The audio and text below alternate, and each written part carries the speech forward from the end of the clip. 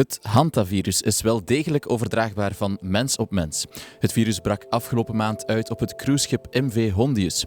3 passagiers zijn omgekomen, onder wie een Nederlands koppel. Voor meer uitleg bel ik met viroloog Steven van Gucht.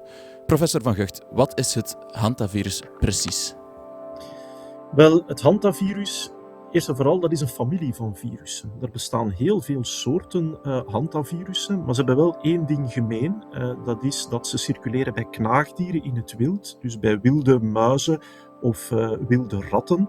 Afhankelijk van de regio in de wereld zijn dat andere knaagdieren. En zijn het ook andere hantavirussen. Nu, de meeste hantavirussen, zeker degenen die hier in Europa zitten en in België, die dragen niet over van mens op mens. Dat is enkel een besmetting via een knaagdier en dan is dat een alleenstaand geval. Er is een uitzondering, dat is het hantavirus uit Zuid-Amerika, het Andes-hantavirus. En daarvan is al in het verleden ook aangetoond dat die in beperkte mate kan verspreiden tussen mensen.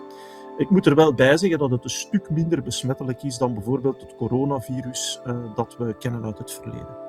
Ja, want dat is natuurlijk de vraag die dan bij iedereen opkomt. Krijgen we dan zo'n nieuwe pandemie als het bij COVID-19? Nee, ik denk niet dat dit aanleiding gaat geven tot een nieuwe pandemie. Waarom? Ten eerste, het is een heel gecontroleerd probleem.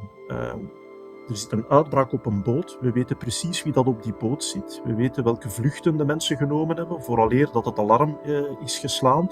Dus we kunnen eigenlijk alles in kaart brengen. Contacten kunnen in kaart gebracht worden en dan kan je bepaalde maatregelen nemen. En het hantavirus, dit Andes-hantavirus, is ook niet volledig nieuw. Hè? Coronavirus in 2020 was een compleet nieuw virus. Daar kenden we eigenlijk niks van. Dit hantavirus kennen we eigenlijk al sinds de jaren 90. Er zijn ook al wat uitbraken geweest in het verleden. En we weten dat mits een aantal maatregelen, testen, quarantainemaatregelen voor contactpersonen, en dat is nog beperkt dan tot de mensen op die boot, dat je dat dan wel kan controleren, zo'n uitbraak. Hè. Dus in principe kunnen we dit goed controleren. Het schip waar het is uitgebroken, dat zou aanmeren dit weekend in Tenerife. Wacht die passagiers dan in quarantaine of is het veilig om hen te repatriëren? Wel, ik denk dat de mensen waarschijnlijk mogen gerepatrieerd worden, hè, maar er zullen wel bepaalde voorzorgsmaatregelen genomen worden. Hè. Dus inderdaad, een soort van quarantaine. Het is aan de gezondheidsinspectie om dan precies te bepalen welke maatregelen ze willen opleggen. Dat moet ook voldoende lang duren, omdat jammer genoeg met het hantavirus weten we ook dat de incubatieperiode vrij lang kan zijn.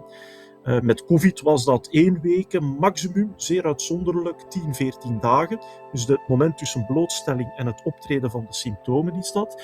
Bij het hantavirus kan dat langer zijn. We zien dat dat gemiddeld 2, 3 weken kan zijn, maar uitzonderlijk zelfs tot 6 weken kan gaan. Dat betekent dat die mensen op die boot wel nog een vrij lange periode gaan moeten gemonitord worden. Je kan vragen dat ze zich thuis isoleren. Eventueel kunnen ze ook regelmatig getest worden en zeker en vast contact met andere mensen vermijden in die periode. Zeker bijeenkomsten van meerdere personen. Dus dat zijn allemaal zaken die je kan doen om elk resterend risico in te perken. Maar als ik het goed begrijp, hoeven mensen hier zich niet echt meteen zorgen te maken. Nee, het is niet nodig. De kans dat dit gaat verder verspreiden op ons grondgebied, dat is echt heel klein. Hè. Ik hoop en ik vermoed dat die uitbraak momenteel al grotendeels onder controle is. Misschien dat er nog 1 of enkele gevallen zouden bijkomen, maar het zullen er denk ik ook niet veel meer zijn. Maar ik vind het wel uit menselijk aspect belangrijk dat mensen uiteindelijk wel kunnen gerepatrieerd worden in plaats van ze op die boot te laten zitten. En dat kan je eigenlijk op een heel veilige manier doen. En verder zie ik echt niet in hoe dat virus hier verder gaat verspreiden. Niet met de aandacht en de supervisie die er momenteel is. Oké, dank wel voor de uitleg, professor Van Gucht.